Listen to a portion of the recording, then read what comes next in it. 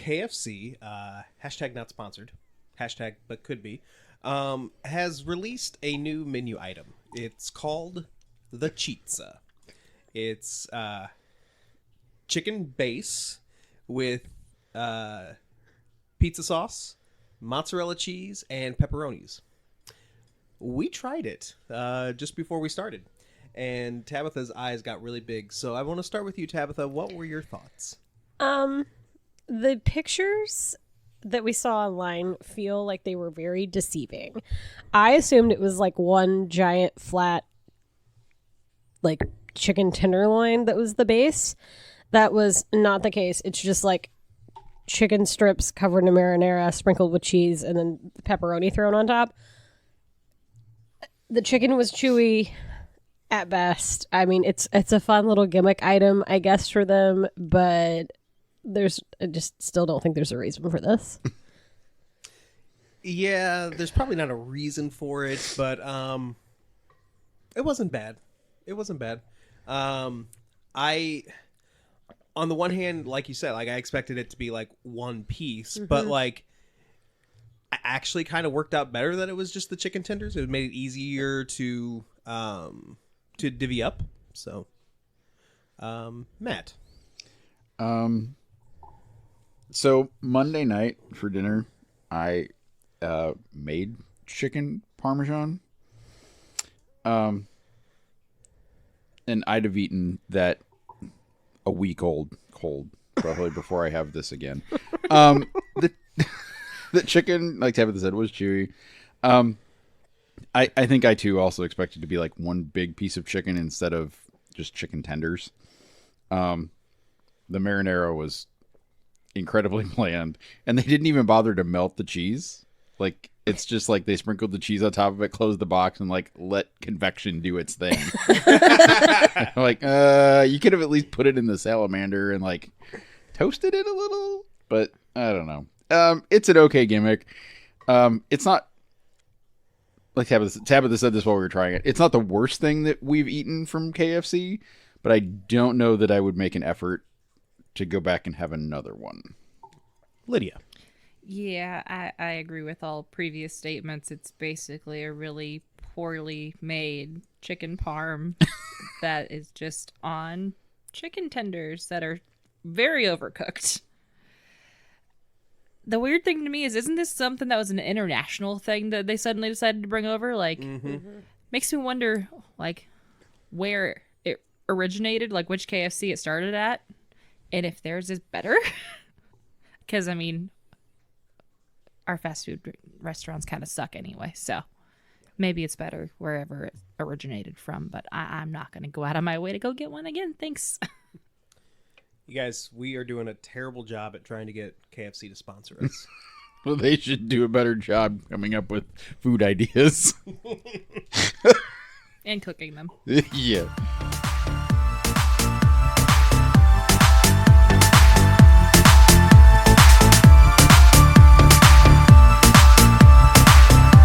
You're listening to The Geek Awakens with Mitch, Matt, Tabitha, And Lydia.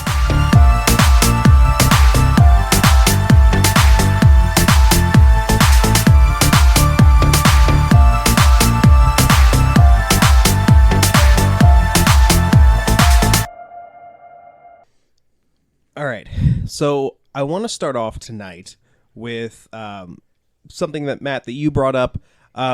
We've talked in the past about these companies having like massive layoffs and everything like that, and it sounds like Sony is the next one. Yeah, Sony is adding their name to the list of guilty parties, if you will, I guess. They have announced that they are cutting around 900 people, which equates to about 8% of their current workforce. It is the entirety of their in-house PlayStation London studio. It does include layoffs in other first-party studios, including Naughty Dog, Guerrilla, and Insomniac, which have put out some of probably Sony's biggest hits ever. It kind of looks like that there was like a company-wide email. The CEO? President and CEO Jim Ryan, in his email, he said, we had to step back and look at our business holistically and moving forward, focusing on long-term sustainability of the company and delivering the best experiences possible for our community. The goal is to streamline our resources to ensure our continued success and ability to deliver experiences gamers and creators have come to expect from us. It's studios that are both obviously UK and US that are affected. There are a number of games that were currently in development at some of those studios that are going to be shelved because of these layoffs. Apart from one in particular, they know that the London studio is working on. There really haven't been a whole lot of announcements on what other games are on the chopping block, but they know that there will be at least a couple more because of these reductions in workforce. So the other thing to note is that this now equates to about 6,000 layoffs through the video game industry so far in 2024. And we're not very far into 2024. We are not. No. It is strange to me where they've chosen to make some of these cuts, especially like Insomniac and things like that, because that is some of their bigger like production places. Like that's some of their bigger games. So it's weird that that's one of the places that they went, we're going to cut back here. Yeah. They didn't give the full breakdown, but they did say 908% of their workforce, which is quite substantial. So, what was that percentage? 900 people, 8%. Thank you. Did I flip that? No, you said 908. Like 908%. Yeah.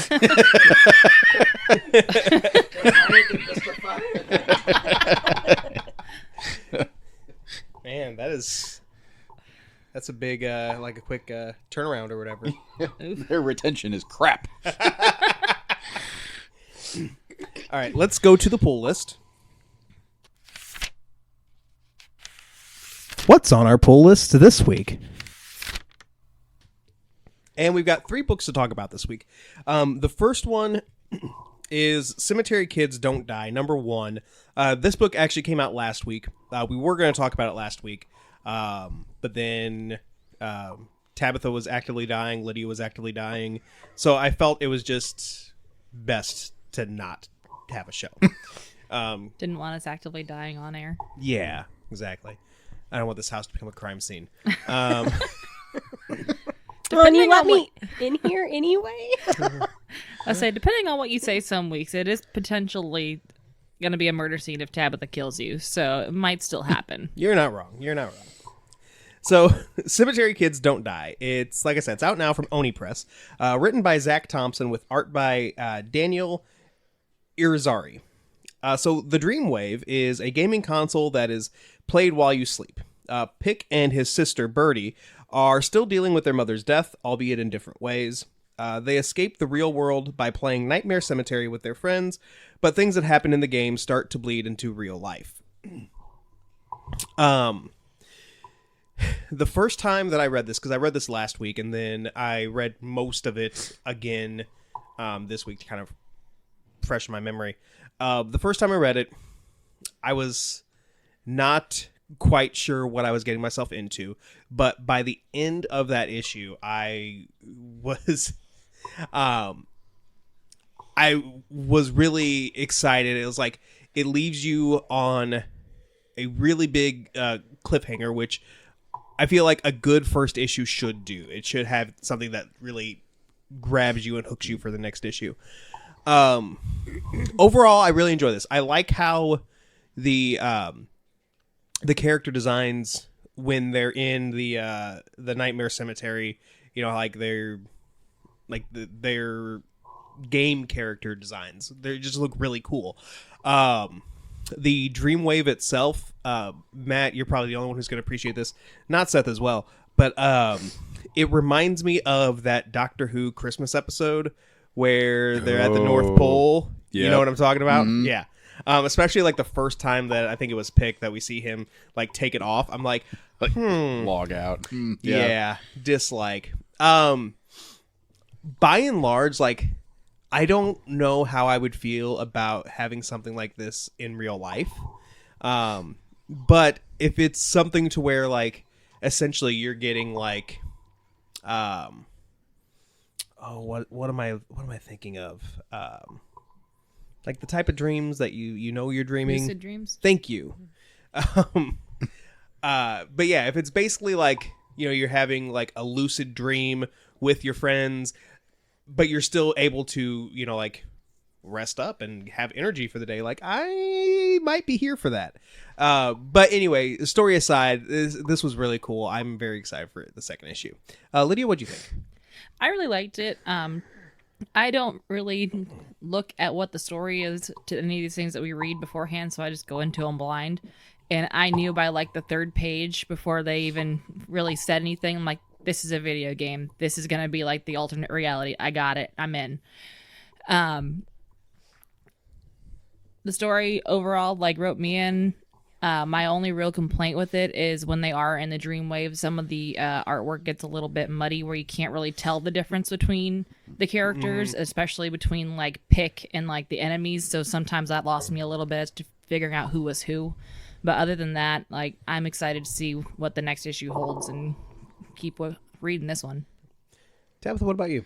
I agree with Lydia about the art. There were certain like of those like almost fight scenes where I was having to like zoom in because I'm trying to figure out who's fighting and who's talking and who's doing what. Mitch, you mentioned that the actual video game thing that they're wearing reminds you of a Doctor Who episode. It literally looks like a uterus crossed paths with a set of lungs, and they had a baby. And I could not stop staring at it the whole time. It was making me very uncomfortable. I liked it. I was in the middle of reading like the third or fourth page, and I asked Matt, I was like, did I miss a whole issue, or are we going to get some kind of backstory? Because like, what is happening? And I crossed to the next page and realized that they were going to backtrack a little bit because I was very lost. So I enjoyed it. I think I would keep reading this. Matt, what about you?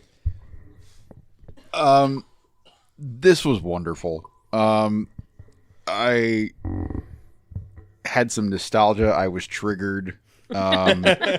like some of the conversations between the characters, like having an outside conversation inside the game world, been there, been part of that. Like there's monsters and you're fighting and killing things and you're having this random conversation about God knows what else that does not exist in the game world. And like so that and some of the terminology that they use is very reminiscent of the time that I spent playing World of Warcraft. So I really enjoyed that. I was able to just like fall right back into that. And unlike slang where I don't know what's going on, I understood every word of this. But I will also agree with Tabitha and Lydia that there were a few of those frames where some of the action was almost too much, and you lost some of what was happening there. But really, when it comes down to it, like, you're right, Mitch. The hook at the end of this is phenomenal. It's exactly what you need to keep pushing for the rest of the, whether it's a limited series or, you know, however long this goes on. But yeah, this was great. This was my jam. Like I said, despite being a little triggered reminiscently, I had a really good time and enjoyed it. We may have to pause for a second. Pause. One of the cats came back down and he meowed, and Tabitha is actively melting. I love cats. So the next book that we're going to talk about is Jill and the Killers #2, also out now from Oni Press, written by Olivia Cuartero-Briggs with art by Roberta Ingranata. So what Jill and her friends think is a cold case game turns out to be very real, and it involves murders in their hometown. When one of their own goes missing, it's up to Jill and her friends to solve the case before it's too late. Tabitha, let's start with you this time. Sorry, I was distracted by the cat. No need to apologize for that. I vaguely remember reading the first one, and I think it may have been one of those that I like read and then we took a week off and like I forgot it a little bit. this pulled me back into the story, and now I really kind of want to go back and reread the first one because I couldn't remember everything they were talking about. I do remember that first one thinking that it was going to be wonderful and perfect, and we talked about how the language kind of threw us all off. This one had less of that, thankfully. I don't know if maybe they got some reviews and people were like, what? But like, I think I would continue reading this, and that is the second thing this week that I would continue reading, and that's almost unheard of for me with second issue or single issue things. So thumbs up.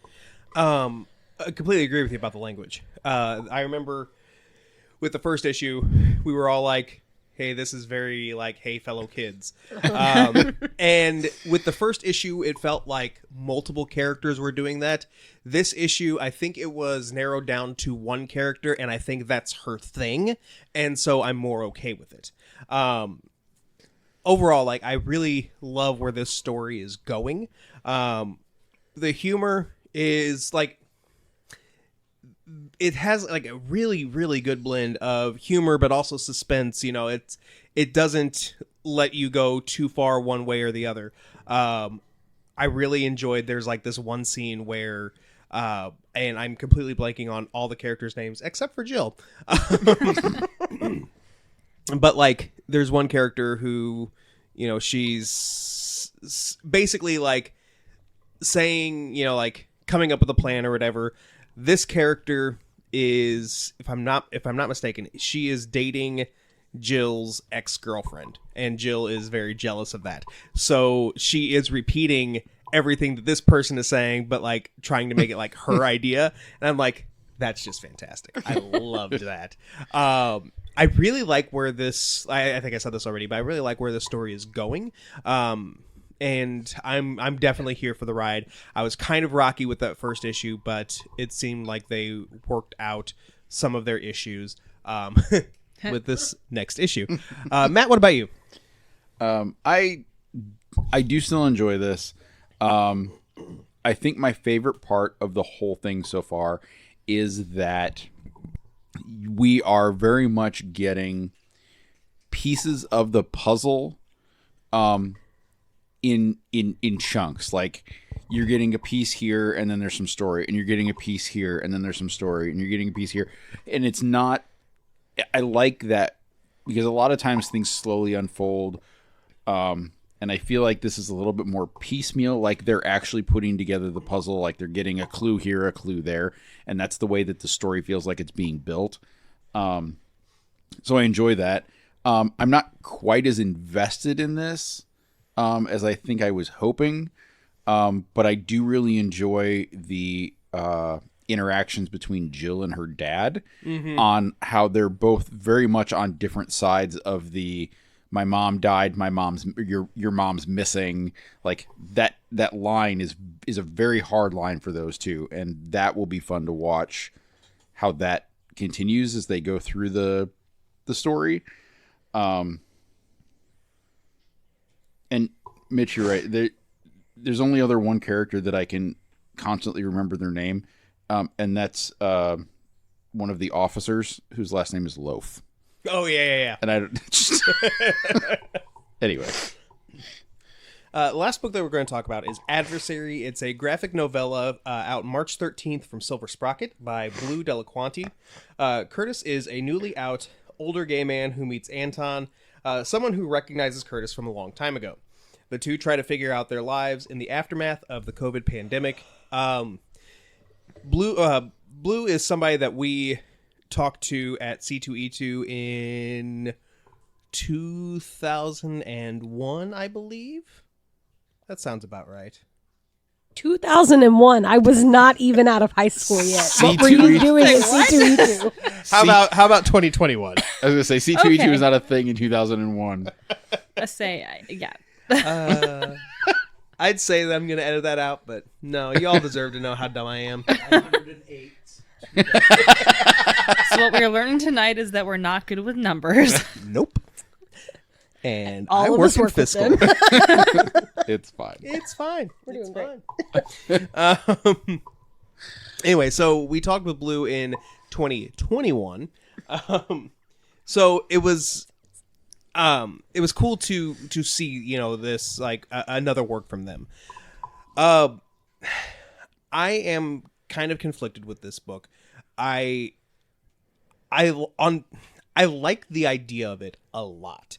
However, I feel like more could have been done. More story could have been told.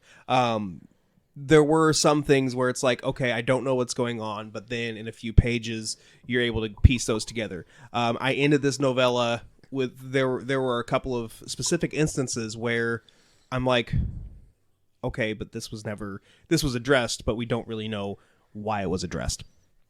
But like, and I think we talked about this a while back when there was another book that was set during COVID time where it's like we're almost separated enough from it where like I'm more okay, like, you know, reading about it or whatever. But at the same time, like, there's still a part of me that's like, this is still like too new, like, you know, whatever. Like, I have a little bit of PTSD over it. But that said, like, I liked the characters. I liked where the story was going. I liked where the story went. I just wish there was more of it. Matt, what about you? Yeah, this felt very much like a vignette. I don't know how else to say this other than like an opening salvo. Like there is more story to be told. Like this is chapter 1 of this great story. Because there were parts of it I enjoyed, but when I got to the last page, I really was a little confused about what I just read as far as like the overall story and where it was going and where we started, where we stopped. Mm-hmm. The character arcs, I didn't get a whole lot of arc for the characters. It was more of like this is what's happening kind of situation, which I guess is why I referenced the vignette. I don't know. I enjoyed it. I enjoyed it to the point where I hope that there are more parts to this so we can see how these characters develop. Tabitha, what about you? I usually take notes kind of as I'm reading the things so I don't forget about them by the time I get here because that's my short-term memory loss problems. My only note for this was, what? Like, I really liked the art and I thought the character development was great, but I have not a clue in hell what the story was about. Like, there were so many gaps and so many things that were left out and not explained, and there is a certain amount of leaving things to the imagination that I like. I love that. I love the unpredictability of a character's story arc. Love that. But you got to give me something. All right, let's go to trailer takedown. Let's get ready for trailer takedown. And guys, we've only got 2 movies this time. I'm proud of us. So this week we have Chicken Nugget, which is a foreign film coming to Netflix, versus I Saw the TV Glow. It's a new movie from A24. Matt, since you gave us Chicken Nugget, and you gave us chicken nuggets with pizza, let's start with you. Chicken Nugget is... The only thing I really get out of this is that the female lead, who is the male lead's girlfriend, steps into a machine and becomes a chicken nugget. Like an actual, honest-to-God chicken nugget. Although, like Not Seth said, looks more like a shiny meatball. And then the boyfriend and the main character's dad have to work together to try and return her to her former glory. I don't know how else to say it, but Denuggetify. Denugify. Don't like that. How about just D-Nugget? That sounds like a bad rapper name. Yeah. Or a basketball player. Yeah. It's going to be my rapper name. Oh, that's not. This is bizarre. I don't mind foreign films. I don't mind reading subtitles. I do it all the time because I'm old and my hearing is crap. But this just is a little too weird even for me. It's too weird for even A24, honestly. The A24 movie, this looks like all of the things that make A24 wonderful. Not to mention a killer soundtrack already just from the trailer. I can't wait to hear what other songs they picked for the rest of this movie. I honestly, like, apart from this being about some old TV show that might be a link to a multiverse, if I understood that kind of correctly, I don't really know what's going on here. But I enjoyed some of the character interactions in the trailer. This looks fun. Again, the soundtrack is great. I'm gonna give 9 points to what was it? Let the TV. I saw the TV. I saw the TV glow. And 1 point for Chicken Nugget, just because I feel guilty that I made you all watch that. You say you feel guilty. I loved that trailer. Of course you did. I honestly, I loved both of these trailers. Chicken Nugget is so bizarre and it's so weird. And there is this one scene where, like, it's got to be a dream sequence or something, but like where the guy is, it's almost like it looked like maybe he was like brushing the girl's hair. She's in human form except for her head, which is the chicken nugget. So he's brushing the chicken nugget. And that I lost it there. Yeah, this movie is bizarre, but I am 100% here for it. I saw the TV glow. Don't really know what I saw, but You saw the TV glow. yeah. But this looks really cool. You're right. I don't know if we're looking at alternate realities or alternate universes or what have you. But it's like, it's one of those movies, like it's suspenseful, but it almost touches on like a horror aspect of it, to where I'm like, I'm not for sure if it's a horror movie or not, or it's just suspenseful. That very last part where you see the guy with his head like inside the TV, I was like, that is messed up. I loved both of these trailers. I have to go 5 and 5 because I don't know which one I liked more. Lydia. So, Chicken Nugget. Guys, I watch anime. Anime is freaking weird sometimes. This felt like watching a live-action anime trailer. And I was kind of uncomfortable, if I'm being honest. I don't even know what else to say. I saw the TV glow. There's a lot of A24 trailers that we've watched that don't really get my attention, just because A24 is weird in its own right, and it's a good weird, but most of the time with the trailers I'm like, I don't know what's going on. I don't really care to find out because you didn't give me enough to go off of. This one I actually really enjoyed, and I actually kind of want to sit down and see what is going on with, like, is it a multiverse? Is it alternate realities? Is it time jumping? Like, I'm curious to see where this goes. So, that said, I'm going to give 9 points to the TV and 1 to the chicken nugget, only because it amuses me that it looks more like a boneless wing with barbecue sauce on it than it does a chicken nugget.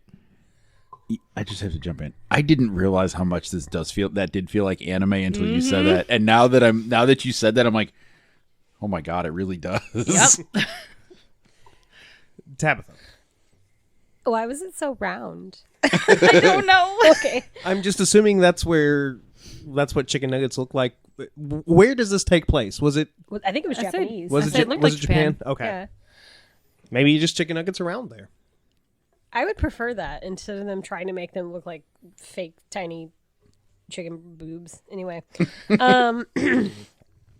what? Chicken boobs. I don't know. That's what we call chicken breast in our house because the word breast makes me uncomfortable. In our house, we just draw boobs on the Ziploc when we freeze them. We don't even write words. It's just Boobs. Yep. I like that. See, Lydia gets it. Chicken nugget. It was too much for me. That I could have done without. As far as the long TV title for May 24, the soundtrack got me as soon as they started playing Broken Social Scene, which is like a throwback from my college days. That song they were playing was my MySpace song the entire time I had MySpace. I love that song, and I have now been sitting here humming it to myself and thinking about that song since then. So all of my points are going to that trailer for the simple inclusion of one of my favorite songs of all time. All right, so with a score of 33-7, I Saw the TV Glow wins this week's trailer takedown. Y'all, I'm going to watch Chicken Nugget the day it comes out, and I'm going to tell you guys how much you guys were wrong.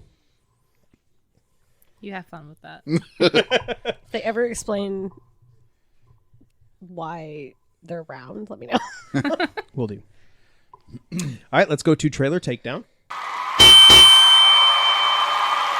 Let's get ready for trailer takedown. We already did that. Did that. I'm kidding. I meant gut reaction. Gut reaction. Plot twist, guys. We got more trailers. Say, speaking of gut reactions, I have one for you guys. I finally finished Supernatural. I'm so proud. Hey. I thought you were about to say you were pregnant again. As I'm sitting here drinking alcohol. I know. Mitch. That's why I was really worried. I was like, okay, did I actually see her open that? Like, my brain went through like millisecond computations. I was like, she got it out of the thing, but was it actually open when she took it out? Was she trying to throw us off the whole time? Because she knows that if, rapid thought process. Basically, Just Lydia. joking, this is water. Like, no. Seriously, guys. Basically, Lydia, like, we can't trust you anymore whenever you say you have news. Doesn't matter. We're just going to assume you're pregnant. You could already be pregnant and then be like, hey, I've got some news. We're like, how'd you get pregnant twice? Magic. That would be horrible. Congratulations on finishing Supernatural. Thank you. Final thoughts? I cried. Said unapologetically, I cried. It's fine.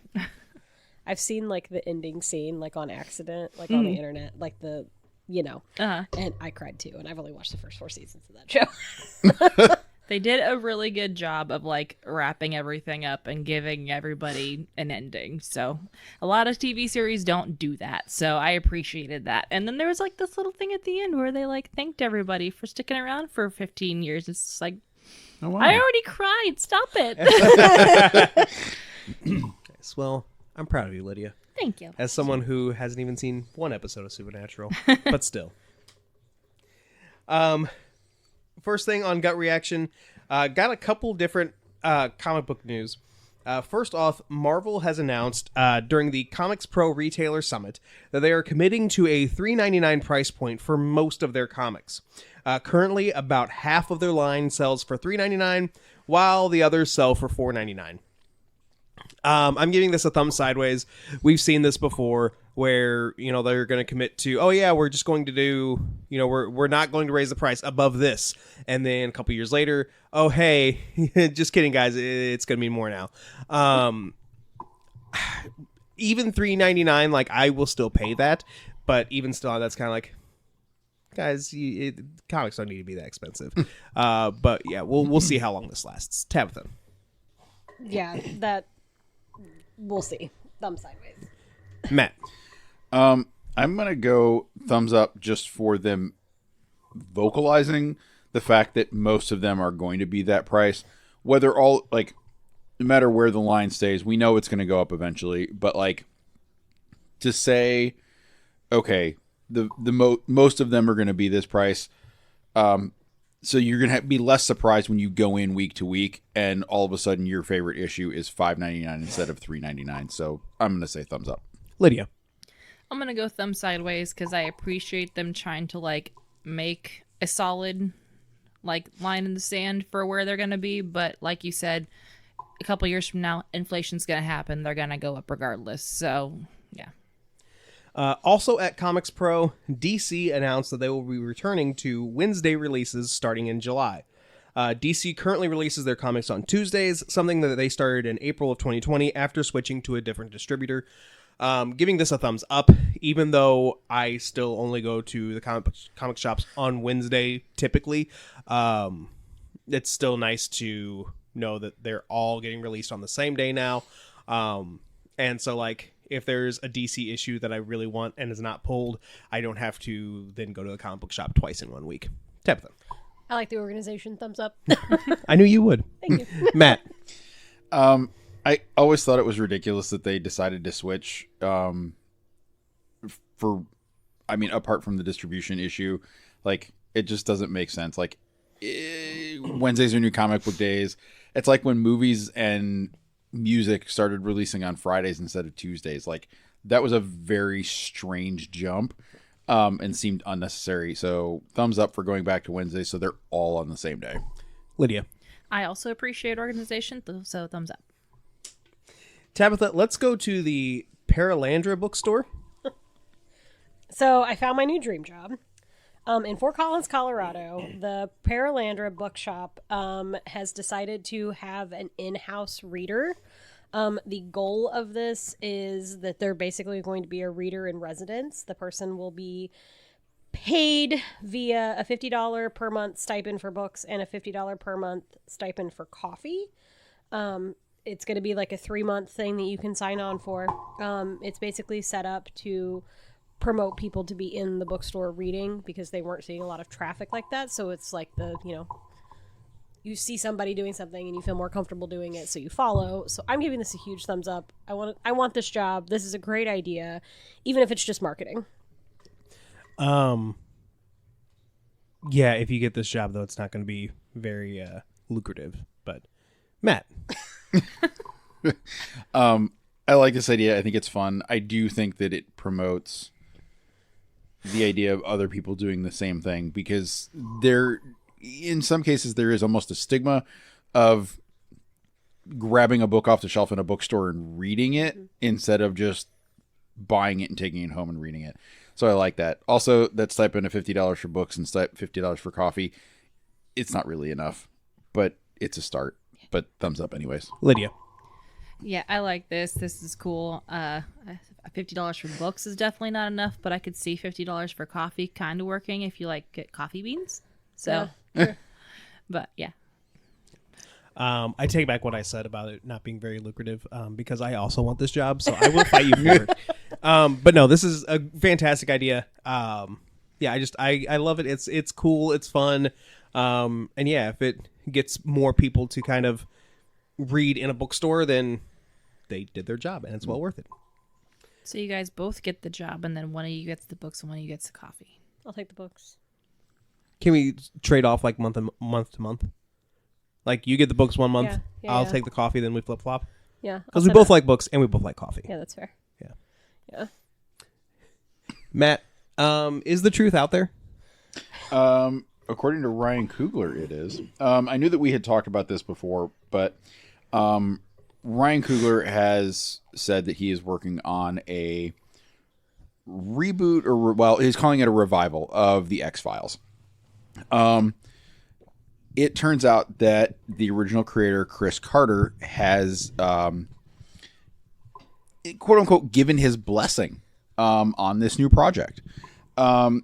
Chris Carter basically said, he's like, I appreciate that they came to me, that they asked what I thought. It's like, but really, he's like, I don't know, Disney and Fox own it, so they can do with it whatever they want.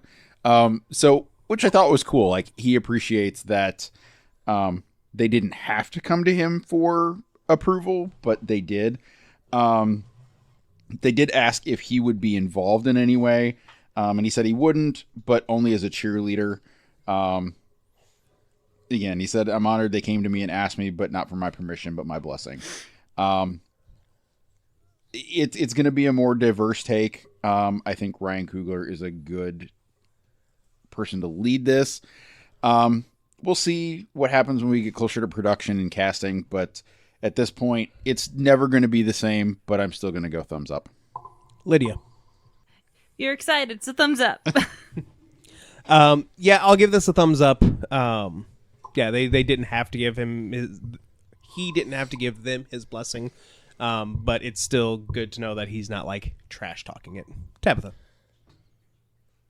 I am so torn about this. That show is so nostalgic for me, and even the movies that came in the middle and after, like it is the nostalgia that is centered around what X-Files was at the time that it aired.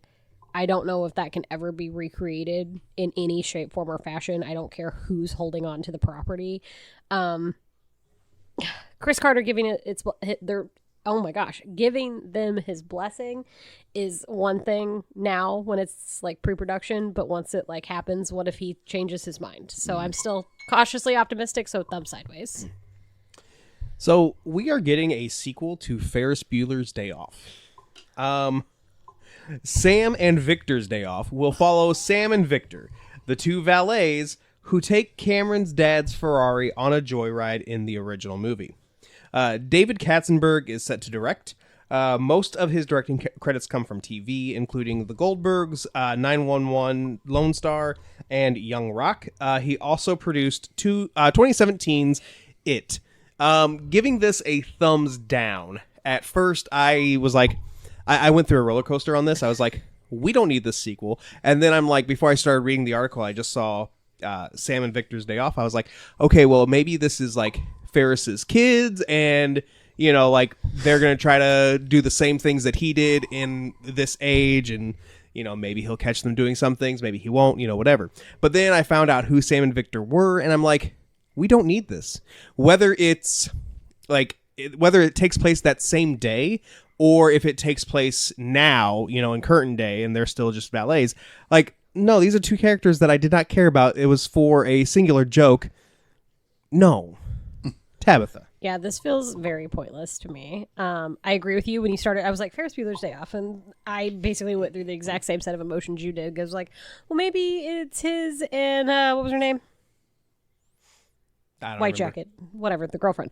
Maybe it's their kids. Maybe it's one of Cameron's kids and one of Ferris's kids going on a journey. That would I would give a thumbs up. This, thumbs down. Matt. Yeah, I'm with you. If it had been the kids, I almost would have been here for this, because then it would have been him like watching this from the perspective of, you know, him doing it. But these two completely insignificant characters, like for a one-line joke, no, thumbs down. Lydia. Yeah, I agree with all of you. Like, if it had been the kids, like, I could see it being an almost like, hey, wait a minute, they're doing what I did. Wait, come back kind of thing. Like, that could have been funny. But this is just so pointless. We don't need this. Thumbs down. Tabitha, let's talk about Sentai and Sensibility. All right. There's a lot to unpack here, so I apologize. And then, or not Seth if I go over my time.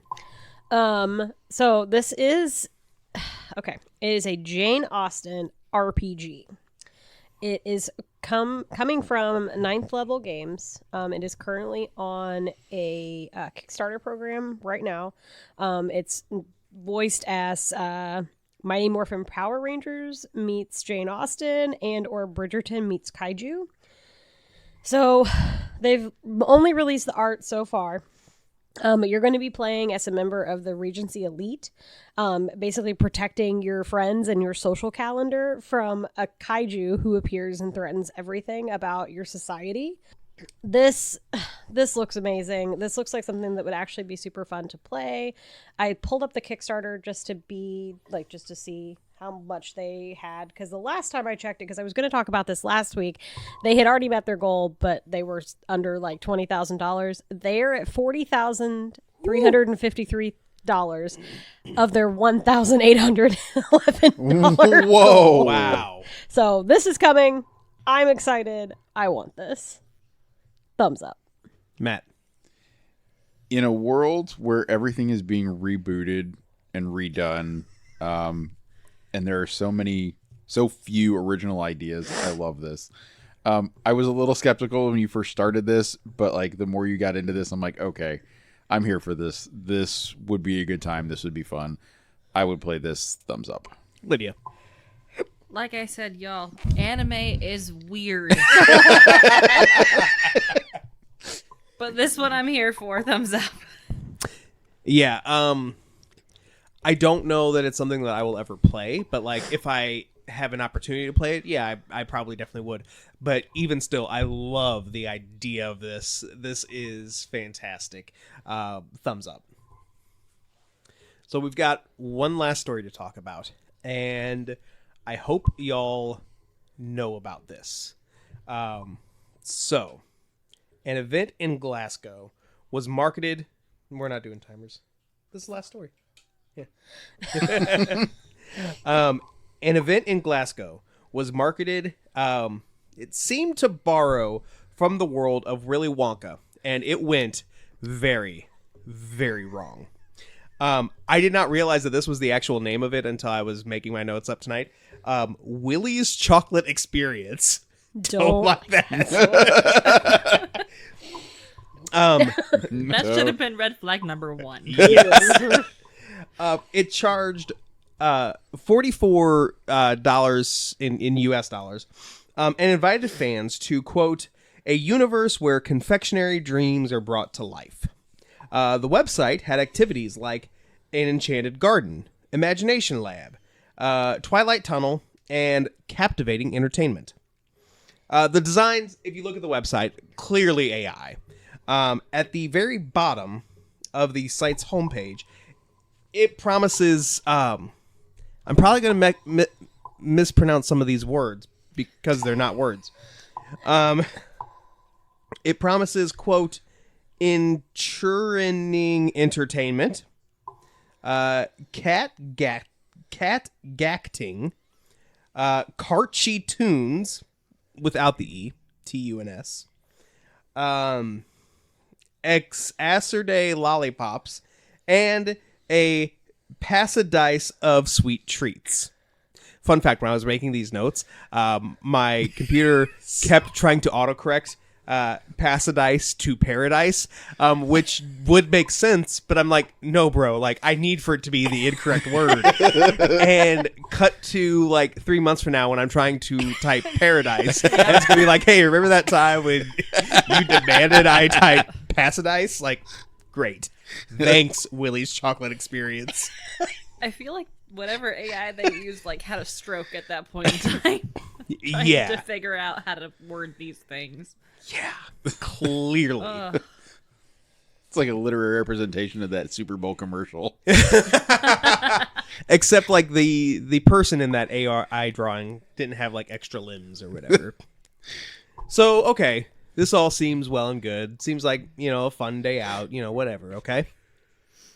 Well, The Guardian reported that people showed up to, quote, a sparsely decorated warehouse with a scattering of plastic props, a small bouncy castle, and some backdrops pinned against the walls.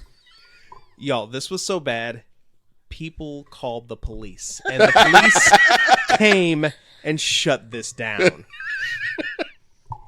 And of course, social media was having a field day with this. There were posts on X where noted that staff was given scripts the night before. Among the staff, this is probably my favorite part, was a Oompa Loompa who many people said she looked like she was running a meth lab. And oh my god, that's where that picture came from? Yeah. Yep. That I've seen online, and I didn't delve into it to know where that came from. Yeah. Yeah, look into her eyes. She has seen some stuff in this world. She's seen Willy's Chocolate Adventure. What's that? See?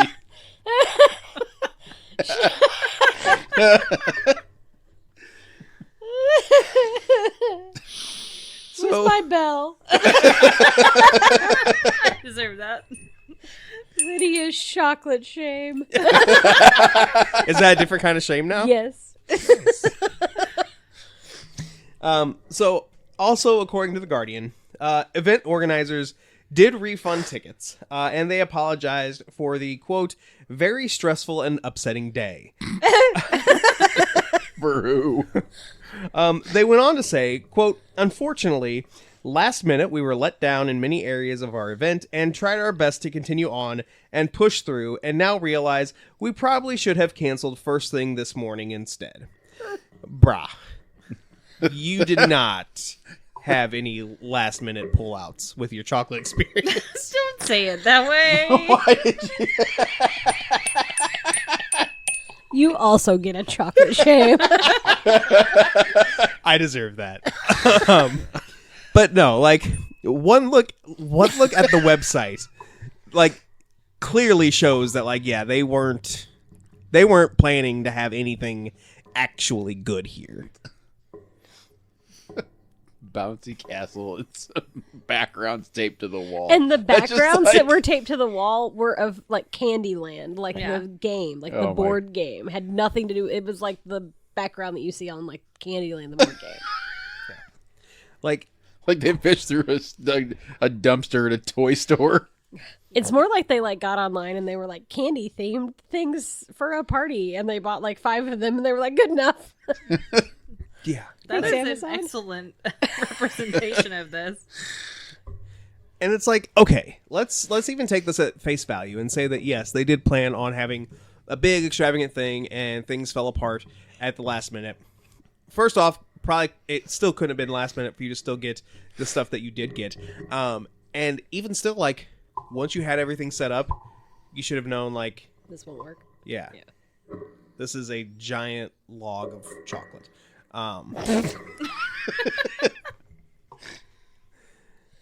Yeah. So bad. I can't imagine looking at this website and being like, I want to give those people my money either. So some of that is on the consumer, in my opinion. You're absolutely right. It's like the people who That's are what I've like, s- I found a basketball jersey on the internet that says it looks exactly like the real basketball jerseys, but it's $1.25, and then they get it and it's this big and it's like screen printed, and they're like, oh, okay. To be fair, though, it's not like the jersey was $1.25. It's like the jersey was still like $80. Yeah, that's true. Yeah. But yeah, like it's more like they got on the website and the jersey, you know, like was being worn by Donald Duck, and it was clearly a hand-drawn jersey. And didn't show you any actual pictures of it. Yeah. Some of this is on the consumer, but most of it's on the event, whoever the event organizer They was. bought all of their props from Wish. Truly, including their Oompa Loompa. That's why she looks like she's seen some shit. She's just been chilling in the Wish warehouse. This event planner's gonna have a hard time getting another job. Truly. You gotta leave that conveniently off the resume. I wonder how many people they got, because I didn't. I saw a picture of like the line outside, and there was a line outside. So enough. Well, one of the actors also released like a TikTok video, and apparently every kid that went through got jelly bean, just a single jelly bean, and a fourth of a cup of like store brands lemonade. No chocolate in this chocolate experience. Jelly bean, fourth of a cup of juice. That might be my favorite part. A jelly bean. Here we got one bag. Share amongst yourselves. They also had, as part of the scripts, was like all AI generated for the Wonka person to read. And one of the things was, there's an unknown evil chocolatier. We call him the Unknown. And then the Unknown emerges from behind a mirror, and he's legit terrifying as an adult. And there's a video of him emerging. One of the kids goes,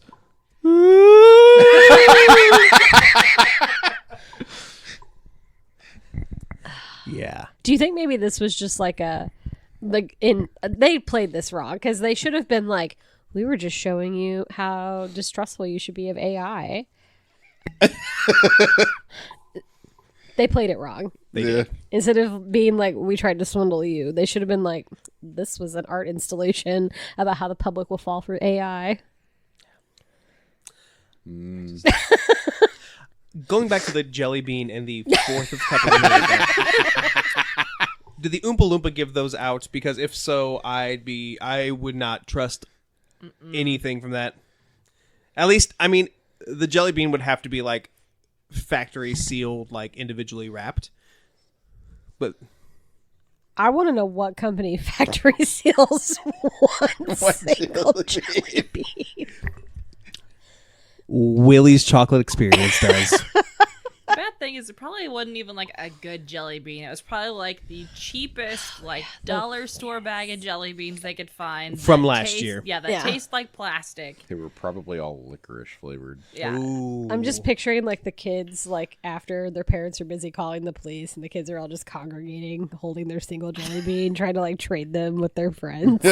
I wanted the blue one. And like that there's at least one kid though that was like having the best time. Oh yeah. Living their Oh, best yeah. life. They're like, this is awesome. I got a jelly bean. We're going home, Timmy. No, I want to stay. But with a British accent. I can't do the British accent. So No, just- Scottish you're gonna- accent. Huh? Scottish accent. Oh, whatever. Same thing. Definitely don't have a brogue. All right. Yeah. We should probably go because we've got a whole other Chizza to eat. So You have a Chizza to eat. You individually. Not the group. You have lunch for tomorrow. oh, joy. And maybe dinner. Depending on how lunch treats you. Everybody say bye. Bye. Pizza? Sorry about your guts, Mitch.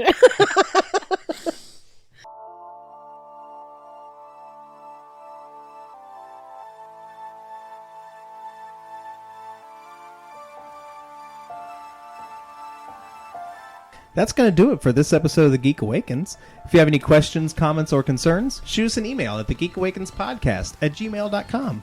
It would be a shame if you didn't follow us on Facebook and Instagram at the Geek Awakens Podcast or on Twitter at Geek Awakens. Theme music created and produced by E. Cannon Beats. Our logo was designed by Shay McCain. Thanks for listening. We'll catch you next time. We're boldly gone.